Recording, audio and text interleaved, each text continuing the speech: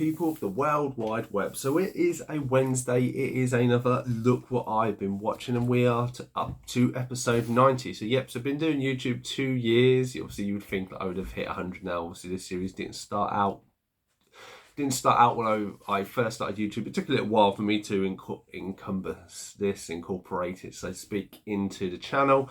Thank you all who do watch, who'd like to see what I do. Obviously 90, not too long, a few more months and we'll be into 100. Maybe I'll do something special for 100, we shall see. So obviously I do the thing, I'm trying a new thing for this year, so I will highlight more focus of that is just to show an overview. As you're watching this video, I've seen a few titles and then I'll highlight one of those in the thumbnail as I've decided. So yes, this is just a weekly summary of the films that I've been watching, all physical media, because that's what I like to kind of focus this channel more on. I try to keep away from streaming. I say if you're against that, please do let me know, or if there is something specifically that is currently out. Obviously these videos are a little bit behind because of a break for Christmas and stuff like this, so if there is something you're interested in me, I will try and watch it and add it in. Please just comment down below and I'll do my best. So first off, we have one movie that I really liked for the year of 2024, and this is Boy Kills World. So this is the Bill Skarsgård martial art movie where he is the story is a young lad who was taken away from his family and he wants to get revenge on Famke Janssen's character, to get vengeance. So he is trained by this shaman, loosely featured here. He is a mute, he cannot speak, he cannot hear, so he has the Archer, if you've ever seen that animated series. The voice actor on that, he does the voiceover. It is very good, probably a good show. It's very gory, very bloody, very over the top, John Wick kind of esque in places, but funny. I really liked it. It was something a little bit different that they threw out, and I say I did enjoy this and have, you know, was in my top 10.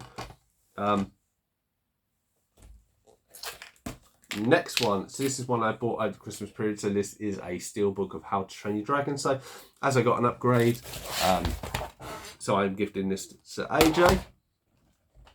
So this is now in my collection. Really, really nice. It has a few imperfections, but I don't really care about that. Went back and rewatched it. Really, really enjoyed it. Unfortunately, that has even, you know, I'm not massively looking forward to the live action version of this because I don't think it will pale in comparison, but we shall see. I mean, I didn't even realise it's only an hour and a half long, but very, very good. I know these are very expensive normally to find. I don't think I'll find one for 2 or 3, but good to have that in the collection, and it's only a tenner.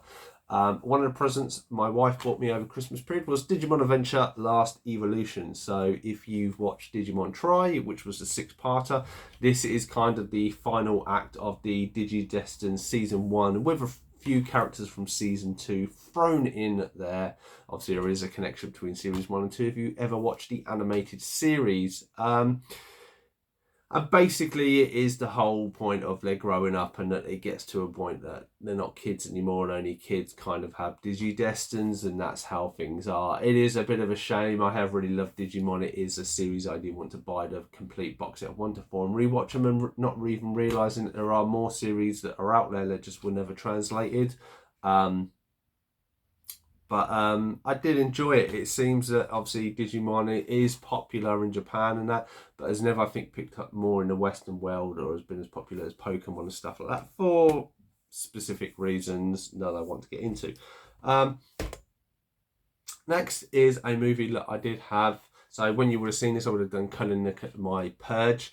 This was potentially on my Purge collection, but I decided to revisit it. And not only did I revisit, I didn't even remember it from the first one. I actually thoroughly enjoyed this movie. I think I had got this confused with Reno 9/11, I think it is. And I didn't really like the movie. Again, probably one I need to revisit of that one. But this one I did enjoy. It was a very fun, kind of silly movie. But yeah, for 90 odd minutes, 96 minutes, it would turn your brain off and have a nice, enjoyable. So glad to have rewatched it and know that I will keep that in my collection. So next one, this was one that I had for a period, had basically for the month of December. This was obviously took a year to come out. I do really like this Steelbook. I must admit the open one, the 5-disc one, is really, really nice, but I'm not going to pay that amount of money because it's not even a Steelbook. But glad to have this movie in the collection. Rewatching it, it's just amazing how good this is, and for the budget that they had. Definitely a recommendation. Doesn't make me want to go back and watch a lot of the older stuff. I mean, I did watch the 1996 one around the Christmas time, and I enjoyed that. The movie 96, 98, 98 possibly. So this next one was actually overly a very super nice surprise. So if people, anybody follows me, I have this anime list that's not there. There's 100 animes, and there is a TV series called Monsters. Now, for my birthday, I gave a list of stuff to my wife. Now, I gave this on there thinking this was the TV series, but it wasn't. It's actually a live action film, not related to the TV series in any which way. So around the Christmas period, I sat down to actually watch this, and actually it is a very, very great movie. Tackles some hard subjects, and essentially the film is divided into 3 sections. You have the story taken from this young lad's mum.